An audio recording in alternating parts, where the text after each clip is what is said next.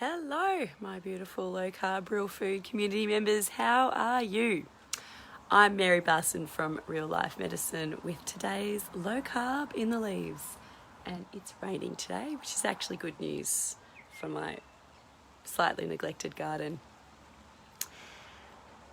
This week I am talking about compassion and kindness, topics that are very close to my heart, and discussing how they're actually really important for behaviour change and ultimately for health and weight loss and staying on track with your health and weight loss behaviours, decisions, commitment.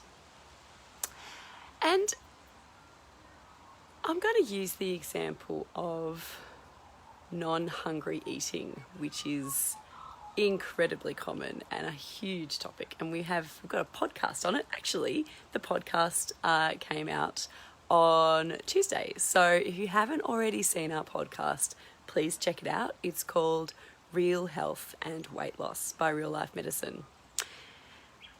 So emotional eating is something that a lot of people feel guilt and shame around. Often people feel a great loss of control when they... Sorry, puppy's just got my partner's shoe. Situation's being dealt with. Okay, back to you guys. So people feel a lot of guilt and shame around this sense that they can't control it. People get negative, yucky feelings. It could be sadness, it could be anger, it could be indignation, it could be stress, overwhelm, any kind of negative feeling, and people use food to soothe that feeling, and it can be almost automatic. Well, alcohol too, people often use wine or other substances to soothe this feeling. It's just feel a yucky feeling, want it to go away. And look, it works in the short term. If you eat something really high sugar or high carb, you get a dopamine surge in your brain, because we are genetically wired to want to eat high carb foods, because from an evolutionary point of view, they were hard to find and they helped us gain weight, which was good for our survival as wild humans back in hunter-gatherer times. But nowadays, the dopamine surge, the weight gain we get from high carb foods is no longer serving us well, but it does give us temporary relief from horrible feelings. And it is entirely possible to change the habit of emotional eating, to really dial it down and to learn to, at least most of the time, use other tools. However, I would certainly argue that self-kindness and compassion is an important part of that transition. It is important to understand that emotional eating isn't your fault. It's not your fault. It is, it's a conditioned response. It's a learned response that most of us are taught from childhood.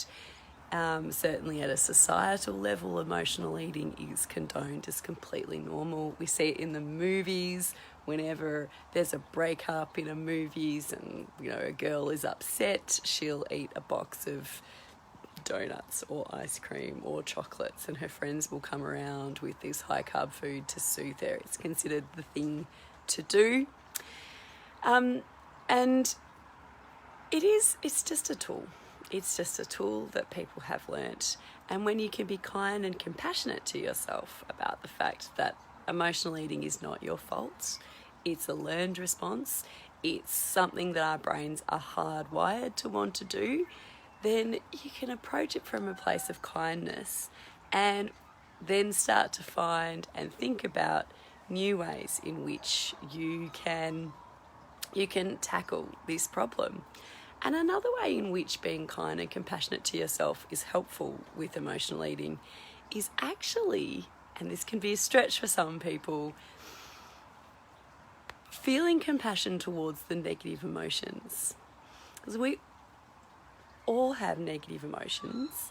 They are a normal part of the human experience. We feel joy and happiness and excitement, and we feel anger and fear and disgust and sadness. These are all normal. That's just what being a human is all about. And we have these emotions for a reason. They are trying to keep us safe. We feel anger usually when we feel anger, it's because there's been some kind of injustice that we feel that we need to correct. And the anger is there trying to protect us from the injustice. When we feel sadness, it's often because we've lost something, a connection, a thing, something. We feel that we've lost something, and the sadness is there to try and alert us to and protect us from this loss. And fear is trying to protect us from danger. So if you can accept that these emotions are normal and natural, and that they're actually there as a natural part of your physiology to help you out, then you can be compassionate towards your negative emotions and realize that you don't necessarily need to stuff them down with food or soothe them away with food. You can just let them be there until it is time for them to leave. And of course, there are gradations here. Sometimes the emotions are really intense. Sometimes the trauma is really severe. And sometimes the comfort eating turns into something far more severe, like in the realm of binge eating disorder.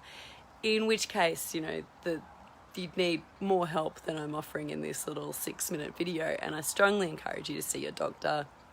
You could get, if you've got a binge eating disorder, you can get a mental health care plan for eating disorders where you get many, many visits to a psychologist, more than on a traditional mental health care plan. And these are all good options available to you. Use the resources out there. In the meantime, be kind to yourself, guys, and I'll see you tomorrow. Bye.